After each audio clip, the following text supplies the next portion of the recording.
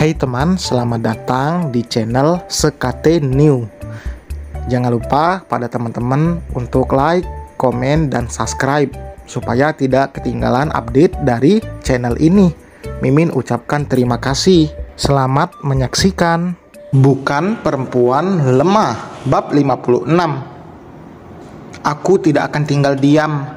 Awas saja kalau kau berani mengusik rumah tangga kakakku, ancam Hera. Ancamanmu membuatku takut. Gio mencibir dengan memasang wajah ketakutan. Aku tidak main-main, tegur Hera. Jadi kau serius? Iya, serius ingin menjadi wanitaku juga, kekeh Gio. Bukan serius itu, dasar menyebalkan, sunggut Hera. Bukankah kau dulu juga ingin menjadi selingkuhanku? Apa selama ini kau menungguku menghubungimu? Goda Gio. Hera membekap mulut Gio. Jaga ucapanmu. Bagaimana jika Mbak Nana dan Bang Hen dengar? Pintu kamar mandi terbuka membuat Hera dengan cepat menjauh. Ia melayangkan tatapan pada Gio, mengisyaratkan agar lelaki itu tidak berbicara. Hendra keluar dengan memakai baju yang tadi dibawa istrinya. Lelaki itu memberitahu istrinya jika tadi Bu Sulis sudah sadar, tapi kembali tidur karena efek obat yang disuntikan pada infus. Dokter mengatakan jika Bu Sulis mengalami cedera kepala, itu bisa saja berakibat fatal jika tidak ditangani dengan benar. Bersyukur karena Bu Sulis bisa selamat, meskipun agak sedikit telat dibawa ke rumah sakit. Habis makan, kamu istirahat ya mas. Kamu terlihat lelah sekali. Jangan bilang tadi malam tidak tidur, tanya Winona sambil membuka kotak makan yang dibawanya. Mas tidak mungkin bisa, apalagi saat ingat kamu berada di dalam sel, tutur Hendra. Ah, manis sekali suamiku ini. Gio hanya menatap sekilas, memutar bola matanya malas. Tahu jika Winona bukanlah sosok lembut sebenarnya, tapi demi lelaki yang dicintainya, ia bahkan bisa berubah menjadi sosok wanita lembut. Tidak ingin menjadi penonton kemesraan mereka, Gio memilih keluar. Dari kemarin ia belum menghubungi Laisa, bukan menanyakan kondisi wanita itu.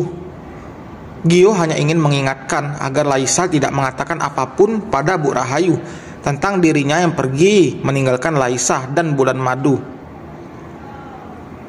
Ra, ayo kamu juga makan, ajak Winona. Aku masih kenyang mbak. Boleh ya aku pulang dulu buat ganti baju, ujar Hera. Kamu istirahat saja di rumah, besok baru kesini. Mbak di sini temani ibu. Kamu juga harus kuliah kan? Hera mengangguk lalu keluar dari ruangan itu. Ia hanya melihat sekilas saat bertatapan dengan Gio yang duduk di kursi tunggu. Gio sedang menelpon Laisa saat itu. Kamu istirahat, biar aku yang jaga ibu, ujar Winona.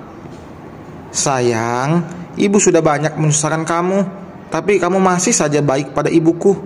Hendra merasa tidak enak pada istrinya, sekaligus malu karena banyak menyusahkan Winona.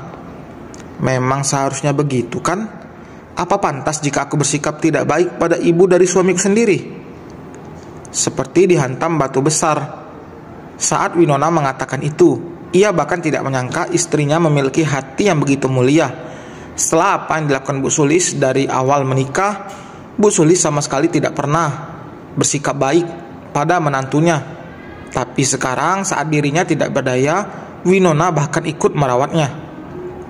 Seharusnya Bu Sulis malu, tapi jika masih tidak tahu diri, juga Winona yang akan turun tangan untuk menyadarkan mertuanya itu.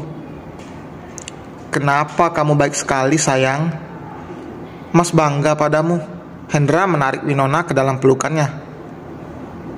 Karena kastaku di atas, bukan mainanku jika harus memberikan pelajaran pada orang yang tidak berdaya, batin Winona.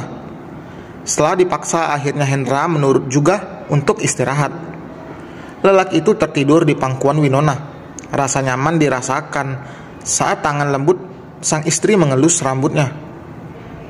Winona bukan orang yang tidak sibuk. Ia bahkan sembari memantau dan memeriksa laporan yang dikirimkan oleh Cita.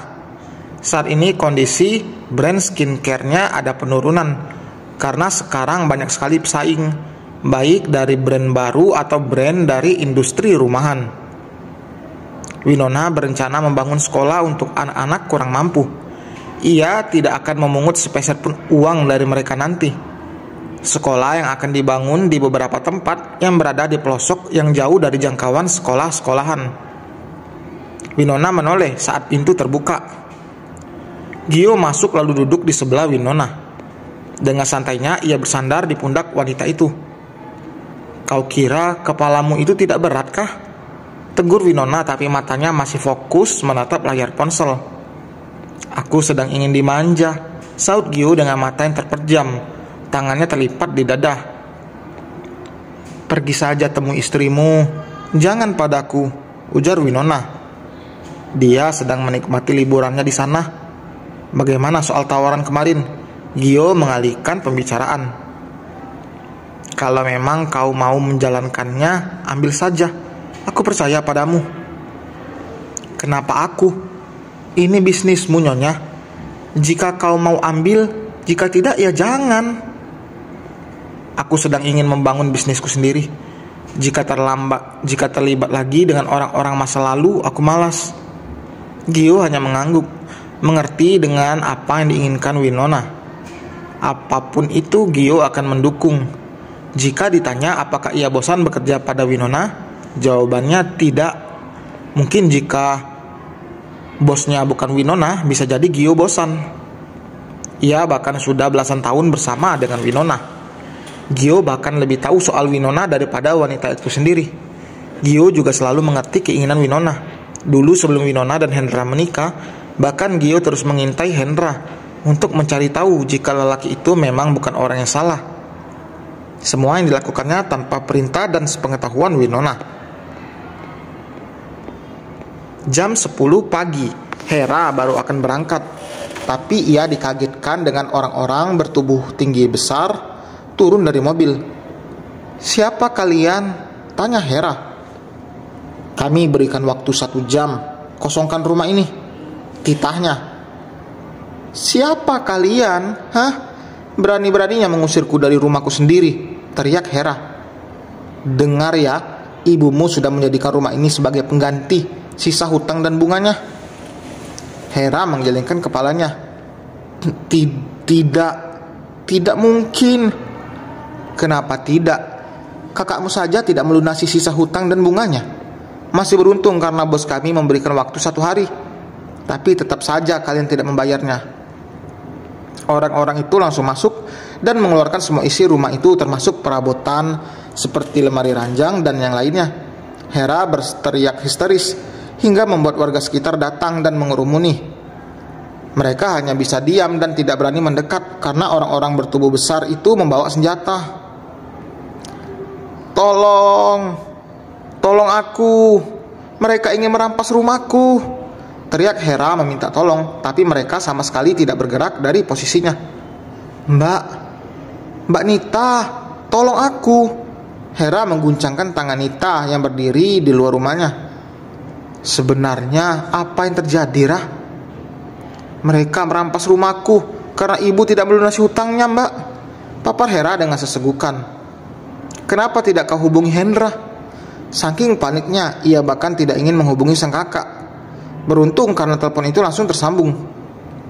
"Bang, semua barang-barang di rumah dikeluarkan paksa oleh anak buah rentenir itu," jelas Hera. "Apa? Tunggu di situ, sekarang abang ke sana." Setelah sambungan telepon terputus, salah satu lelaki itu datang mendekati Hera. "Sampai sisa uang itu diberikan pada bos kami, rumah ini tidak akan bisa ditempati. Bahkan barang-barang ini juga tidak boleh berada di dalam rumah." Tubuh Hera merosot. Ia tidak mampu menahan bobot tubuhnya. Jika rumahnya dirampas, ia dan Bu Sulis jelas tidak memiliki tempat tinggal lagi. Tinta darat memang sangat licik dan kejam. Padahal dalam 1 hari masih ada waktu sampai nanti malam. Tapi ternyata orang licik itu bergerak lebih cepat. Penderitaan Bu Sulis sudah dimulai. Jangan harap Winona akan membiarkan mereka tinggal di istana mewahnya. Dan selesai teman, terima kasih telah mendengarkan. Diam-diam Membahayakan ini Winona. Masuk pembalasan Winona memiskinkan. Penasaran? Penasaran yang kelanjutannya? Jangan lupa like, komen, dan subscribe. Sampai berjumpa di bab berikutnya. Bye.